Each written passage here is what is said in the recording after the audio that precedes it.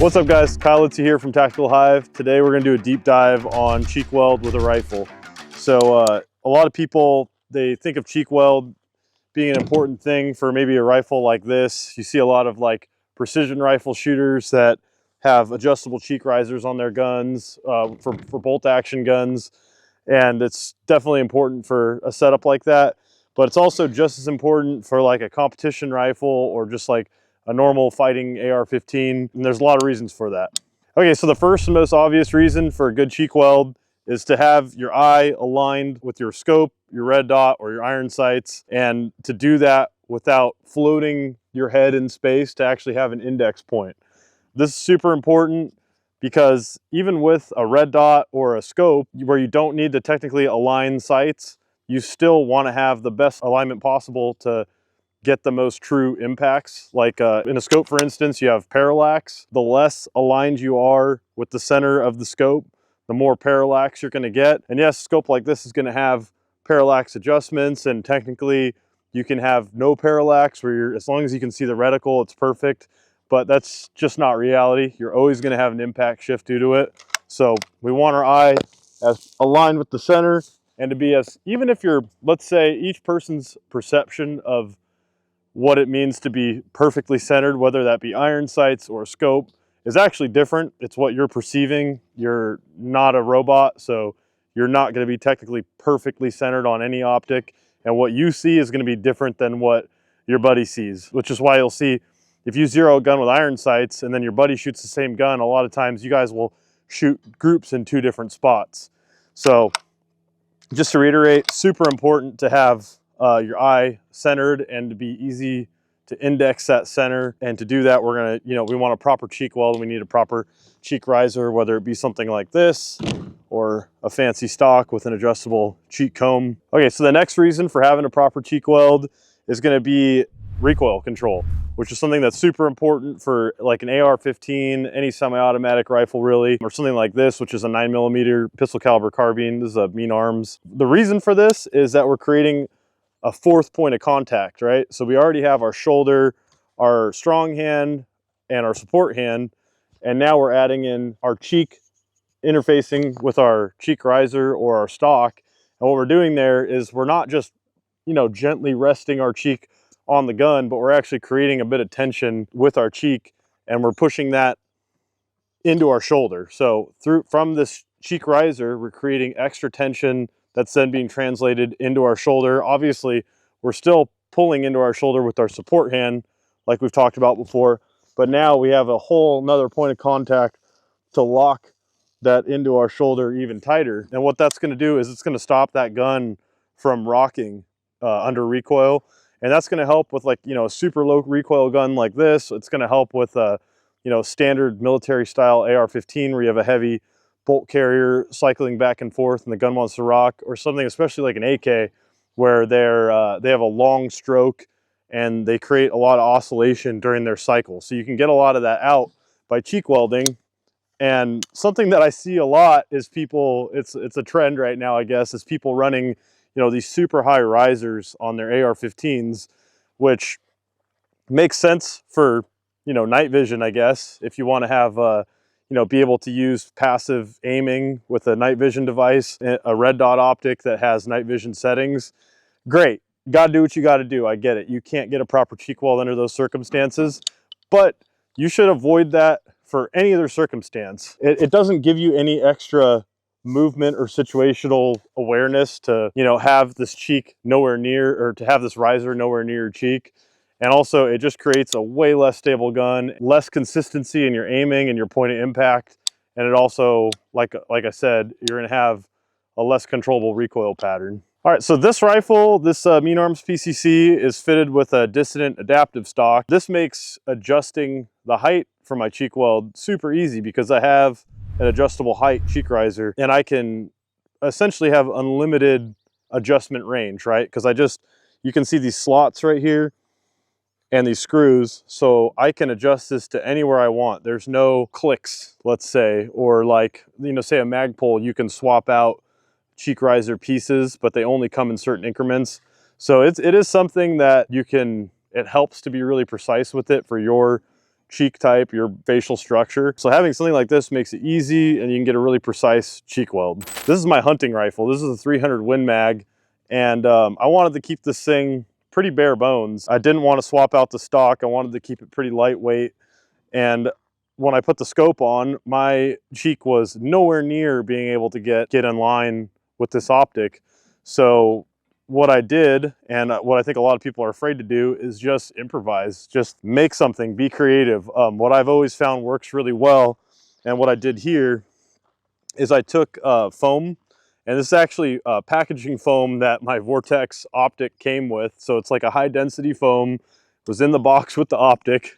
Cut it up, took a razor blade, cut it into strips, and then I took hockey tape and wrapped it around once I found a good height. And then I obviously camoed the gun, and I was able to just spray right over the top of it, which, you know, is a really effective camo for a hunting rifle in this, you know, desert environment that I'm generally hunting in. So one thing to note on this is when we attach it, we don't want to make it super wide. We want to keep it as narrow as possible. I've seen a lot of people make improvised cheek risers where they just wrap a piece over the top of the whole of the entire stock. And what you end up with is this big fat cheek weld, and it forces you to turn your head sideways. What you want to do is try to build it straight up. So if that means cutting multiple strips and trying to keep it as square as possible, or using a different material, that's the way to go. Just try to avoid, whatever you do, making it, you know, a super chunky wide weld. And like you can see here, this is a pretty tall cheek riser. This is almost, I mean, 3/4 inch probably, maybe an inch in the front. So it's a big cheek riser, and it's super stable. This thing's been on here for years with just the hockey tape, and I've never had an issue with it, and I get a great cheek weld. Okay, so when we're setting up our riser or our improvised riser, we want to do it in the position that we're going to most commonly be using the gun.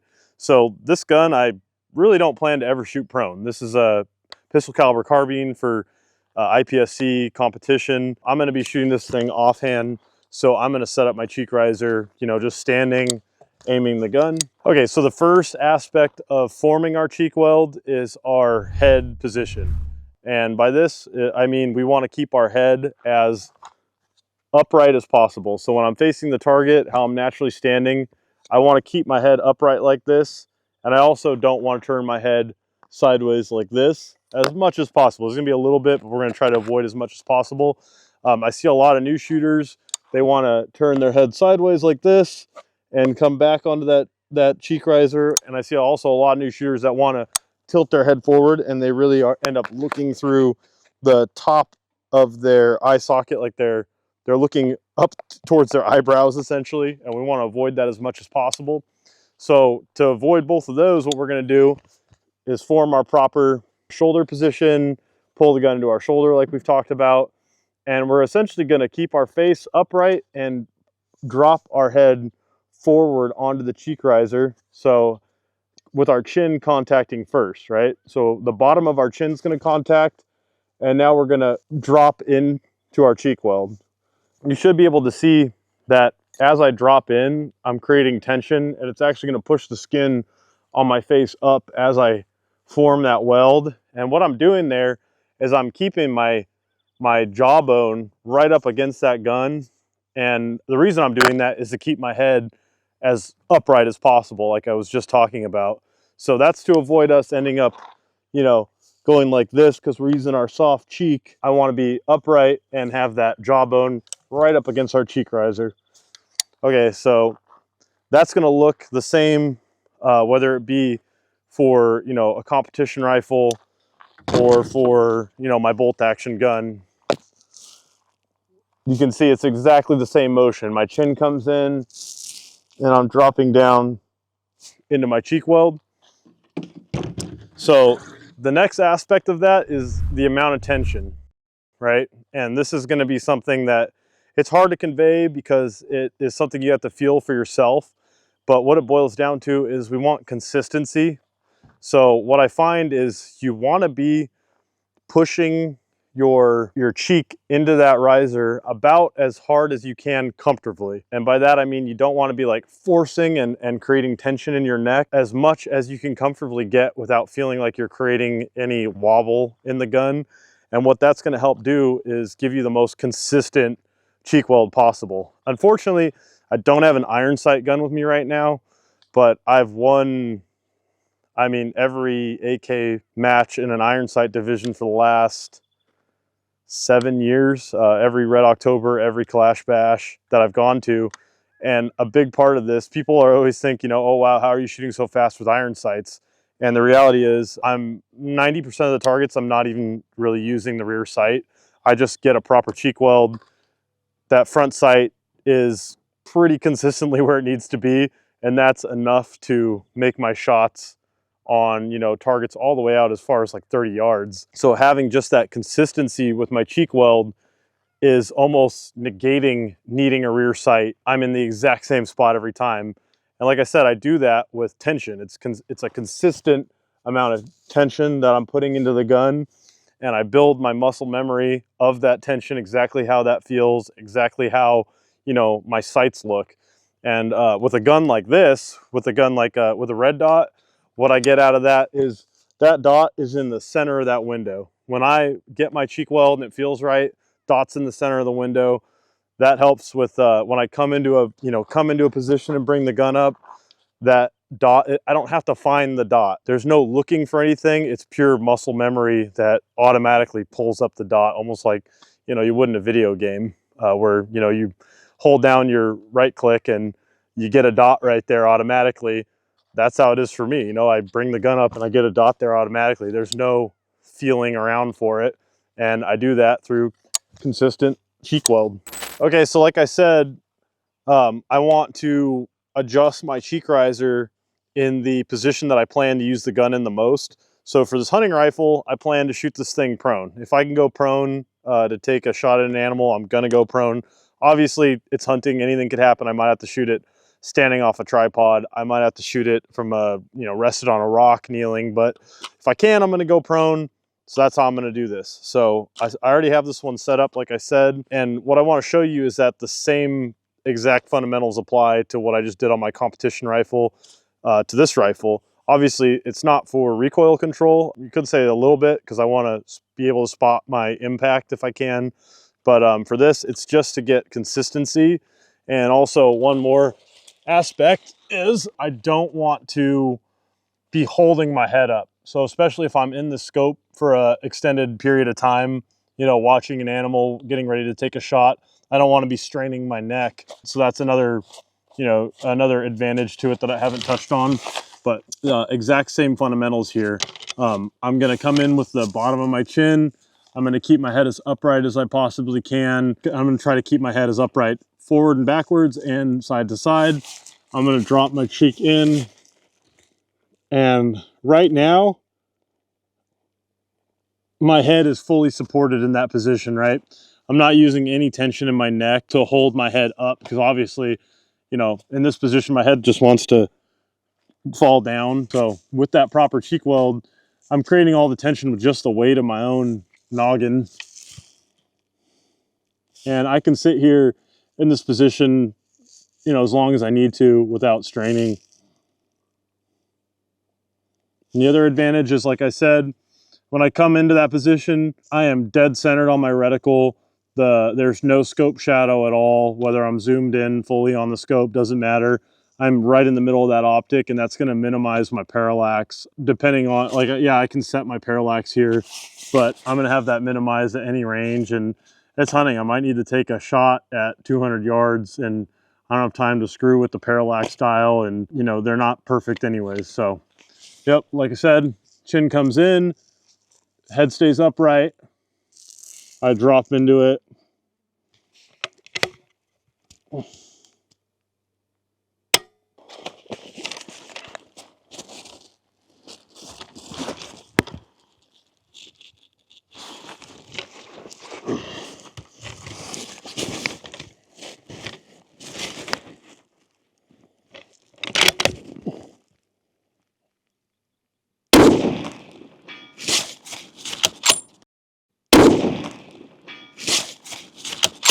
So last thing that I wanted to touch on is not turtling when we get into our cheek weld position. This is something that I've seen with a lot of students when I try to show them, you know, how to get that chin contact and keep their head upright.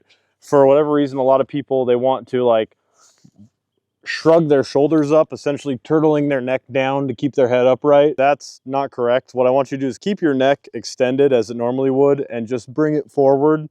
So obviously, you know, I can keep my face upright like I've been talking about and also bring my neck forward without trying to bring my neck down. So what that looks like is this. What we don't want to do is this.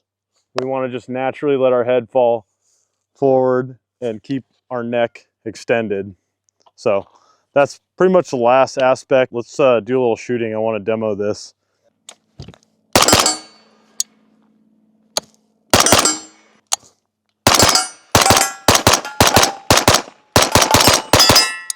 All right, so hopefully there's something that you guys can all take from this deep dive on cheek weld and something you can apply to whatever discipline of shooting it is that you're into. I think we kind of covered things that could help anything from bolt action, precision rifle, hunting, competition shooters, or tactical shooters. So hope you guys liked it. Like and subscribe, follow Tactical Hyve.